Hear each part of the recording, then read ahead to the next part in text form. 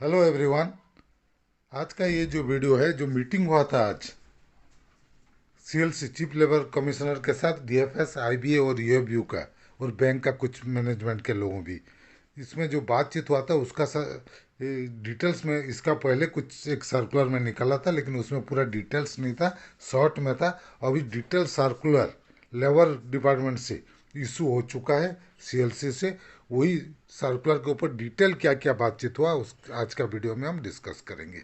इसका पहले कि हम वीडियो शुरू करें, अगर आप अभी तक हमारा चैनल को सब्सक्राइब नहीं किए हैं तो प्लीज़ कर दीजिएगा, ताकि आगे हम जो भी वीडियो बनाएंगे उसका जानकारी आपको मिलते रहेगा।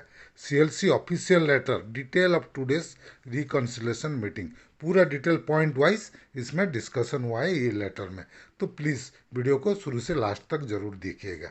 इसका पहले कि हम वीडियो शुरू करें, अगर आप अभी तक हमारा चैनल को सब्सक्राइब नहीं किए हैं तो प्लीज़ सब्सक्राइब कर दीजिएगा, ताकि आगे हम जो भी वीडियो बनाएंगे उसका जानकारी आपको मिलते रहेगा। चलिए शुरू करते हैं आज का वीडियो। ये देखिए, पहले तो एक ताजुब है। पहले देखिए, एआईबीओए के साथ अलग से साइन हुआ है सीएलसी का मीटिंग में।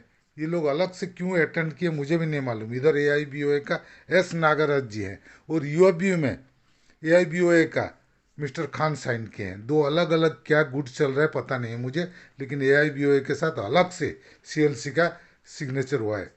चीफ लेबर कमिश्नर्स का, office of the chief labour commissioners में जो सिग्नेचर हुआ है, अलग से एआईबीओए के हुआ था, और बाकी यूएफबी के साथ अलग से हुआ है।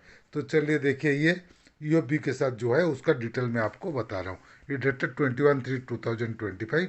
ये लोग लिखे हैं, पहले जो स्ट्राइक कॉल इशू किए थे यूएफबी 5 मार्च को, 24-25 तारीख स्ट्राइक करेंगे बोल के, उसके लिए उनका बातचीत हुआ था 18 तारीख को, लेकिन वो इनकन्क्लूसिव था। उसलिए फिर आगे डिस्कशन के लिए 21 तारीख का डेट फिक्स किया गया।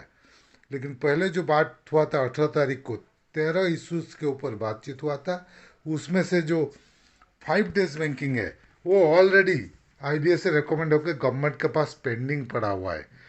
उसीलिए उनको नाराज हैं, और उसी के ऊपर मेन इम्पोर्टेंस दे रहा था यूएफयू।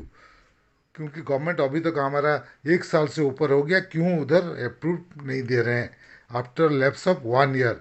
सच attitude on the part of government reflects that government is not sensitive towards the affair of banking industries which compel them to use their ultimate right under the law, that is strike, enshrined under section 22 of ID act 1947 के अंदर हम strike call करने के लिए notice दिए।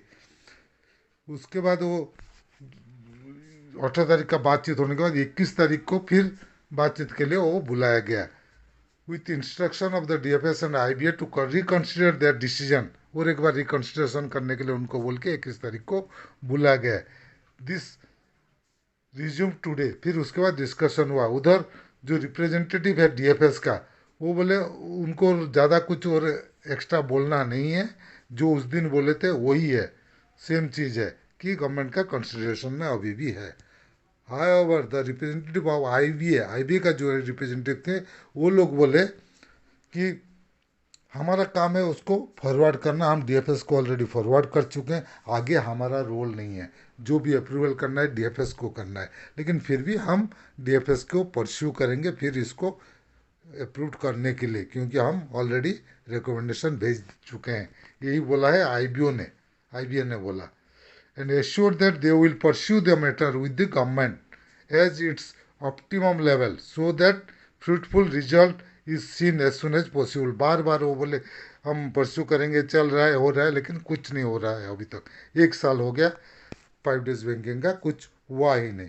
उसीलिए 24-25 तारीख का strike दे रहे हैं। 5 days working strike to be held on 24 and 25 March 2025 except the issue of 5 days working. उसके बाद वो क्या क्या बाकी चीज़ के बारे में बातचीत हुआ, देखिए 5 डेज बैंकिंग का तो अलग था वो एक। उसके अलावा जो बातचीत हुआ उसके बारे में, एक्सेप्ट 5 डेज बैंकिंग मतलब adequate recruitment in all cadre. उसमें क्या बोले, आईबी एग्रीड हुआ है कि ये मैटर टेकअप करेंगे बैंक्स के साथ, और रिक्रूटमेंट जब भी जहाँ शॉर्टेज है क्लरिकल का करेंगे, और सबॉर्डिनेट के इशू में फिर वो आगे बातचीत करेंगे। इशू हुई थे positive frame of mind. IBA also raised the issue of outsourcing for further discussion. with the union CLC advised the parties to discuss their issue bilaterally. बातचीत करके ख़त्म करने के लिए CLC बोला. रिव्यू ऑफ PLI इशूड के बारे में जो DFS इशू किया स्केल फोर्थ एंड अबव के लिए individual performance linked PLI IBA उसको बोला कि हम DFS को रेकमेंड करेंगे री एग्जामिनेशन के लिए and consideration of the new scheme send to the public sector banks को जो इंस्ट्रक्शन दिया गया उसको री एग्जामिन करने के लिए IBA DFS को लेटर लिखूंगा परस्यू करेंगे बोल के बोले हैं. Next, safety of employees. इसके बारे में IBA ऑलरेडी बोला कि हम बातचीत ऑलरेडी कर रहे हैं मैनेजमेंट के साथ, ये ऑलरेडी डिस्कशन में चल रहे हैं, हमको मालूम है इसके बारे में. उसके बाद filling up of post of workman officers directors in PSB. वो लोग बोले ऑलरेडी 14 नेम्स वर्कमैन डायरेक्टर के लिए, तो वर्कमैन ऑफिसर्स डायरेक्टर के लिए ऑलरेडी रिकमेंडेशन भेज दिया गया है. बाकी जो बचा है कुछ बैंकों का उसको भी भेज दिया जाएगा आगे. ऑलरेडी 14 नेम्स रिकमेंड हो चुका है. Next, resolution of residual issue pending with IAA, जो कि हमारे पेंशनर्स के लिए सबसे इम्पोर्टेंट, क्योंकि इसके अंदर ही पेंशन अपडेशन है और बाकी पेंशनर्स का इशू है. IBA inform that 2 round of discussion have already taken place on 26/8/2024 and 13/3/2025. Further discussion will continue to find amicable solution. ये देखिए बहुत बड़ा काम कर दिया, 2 बार वो बातचीत कर चुके हैं. मार्च में उनका 8 मार्च को 2024 को रेसिडियल इशू हुआ. नेक्स्ट बात कब किए? मार्च के बाद अगस्त में बात किए. फिर नेक्स्ट बात कब किए? फिर मार्च में. मतलब ऐसे करके 1 साल में 2 बार बातचीत की, जबकि ये 6 महीना के ऑल रेसिडियल इशू सेटल हो जाना चाहिए था. 1 साल हो गया, 2 बार बात किया, आगे कुछ प्रोसीड नहीं. फिर अभी बात किया, फिर 6 महीना बाद बात करेंगे. 13/3 को बात किए तो फिर 6 महीना बाद फिर एक बार बातचीत करेंगे. क्या कुछ फ़ायदा होगा? कुछ नहीं. तो इसलिए कंटिन्यूस डेट फिक्स करके इमीडिएट इतना टाइम के अंदर सॉल्यूशन ख़त्म करना है. 6 महीना जैसे लिखे थे 6 महीना के अंदर करना चाहिए था. इसलिए करेक्ट इसके ऊपर कुछ इंपॉर्टेंस UAB दे ही नहीं रहा है इसके ऊपर. चलिए, increase in gratuity ceiling. DFS income the requires legal formalities चाहिए. मिनिस्ट्री ऑफ लेबर का भी इन्वॉल्वमेंट चाहिए. DFS बोला रेकमेंड करेंगे लेबर को, उसके बाद हम फॉलोअप करके बताएंगे. इनकम टैक्स ऑन परक्विजिट्स के जो इनकम टैक्स, वो DFS बोला कि ये तो इनकम टैक्स एक्ट के हिसाब से है, तो अगर बैंक उसको बियर करेगा तो कोई प्रॉब्लम नहीं. बैंक में take their own decision in absorbing the tax burden. Bank ही डिसीजन लेगा. DFS अपना पल्ला झाड़ दिया. 51% of capital in IDBI bank, वो बोले ये पॉलिसी डिसीजन है गवर्नमेंट का, हम उसमें कुछ नहीं कर सकते, कोई कमेंट नहीं कर सकते. Next, outsourcing permanent job in banks. वो बोले दी IBA बोला उसके बारे में हम बातचीत करेंगे. CLC भी राजी हुआ है.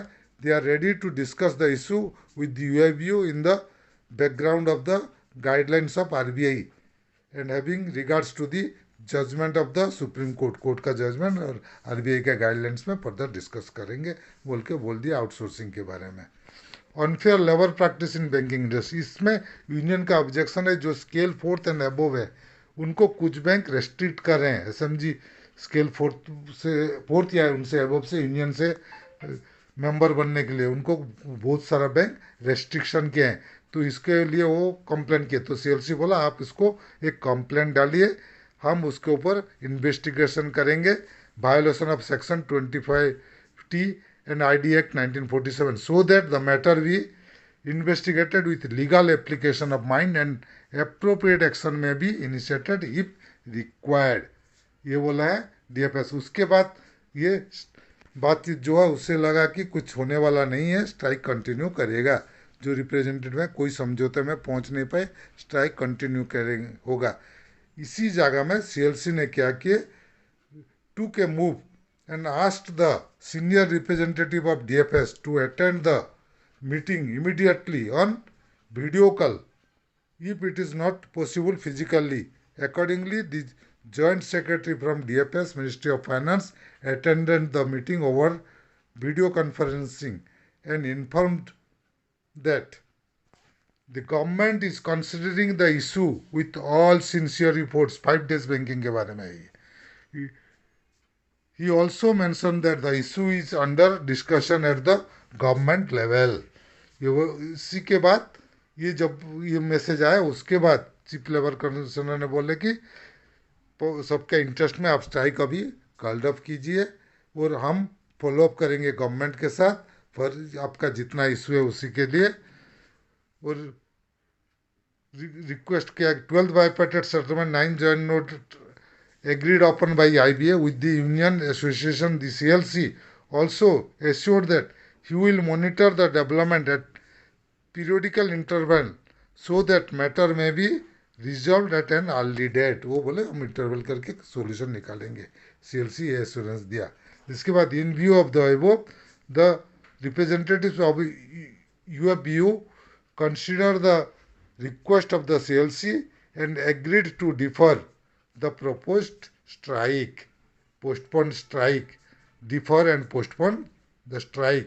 The next date of hearing is fixed on 22 अप्रैल 2025। फिर बातचीत होगा कब? नेक्स्ट जो ये बातचीत होगा 22 अप्रैल 2025 at 11:30 PM on AM with an advice to IBA to submit the progress report. तो अभी एश्योरेंस दिया है और ये एक्सपेक्ट करते हैं यूएफबीयू कि 22 अप्रैल के अंदर कुछ सॉल्यूशन 5 डेज बैंकिंग और कुछ इशू का निकल जाएगा। नहीं होगा तो तब देखा जाएगा 22 अप्रैल को फिर क्या होता है। नीचे यूनियन सब एसोसिएशन साइन किया, मैनेजमेंट का साइन है, CLC का साइन है, सबका सही है इधर। लेकिन मैं जो बोल रहा था AIBOA का सिग्नेचर में मिस्टर खान साइन किए हैं, नीचे देखिए लास्ट में AIBOA मिस्टर खान उधर, लेकिन अलग से नागराज। ये AIBOA का दो यूनियन कैसे हो गया, आई डोंट अंडरस्टैंड। एनीवे जो डिटेल था हम आप तक पहुंचा दिए। ये था आज का वीडियो। अगर हमारा वीडियो आपको पसंद आया तो प्लीज़ इसको लाइक कीजिए, शेयर कीजिए। आपका कुछ मतामत है तो कमेंट सेक्शन में ज़रूर दीजिएगा। और अगर अभी तक हमारे चैनल को सब्सक्राइब नहीं किए हैं तो प्लीज़ सब्सक्राइब कर दीजिएगा और बेल आइकन को दबाना मत भूलिएगा ताकि आगे हम जो भी वीडियो बनाएंगे उसका जानकारी आपको मिलते रहेगा। Team Amiya Kumar Mishra, thank you.